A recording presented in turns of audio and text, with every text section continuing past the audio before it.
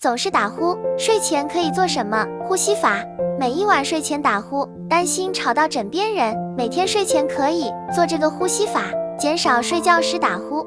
方法很简单，只需1滴 Easy Air， 搭配1滴薰衣草，再轻轻搓开手心，将双手形成一个三角形，跟着接下来的呼吸描述就可以了。首先用鼻子吸气，吸气保持2秒，1、2，接着憋气8秒，1、2、3、4、5、6、7、8，最后嘴巴吐气4秒，1、2、3、4。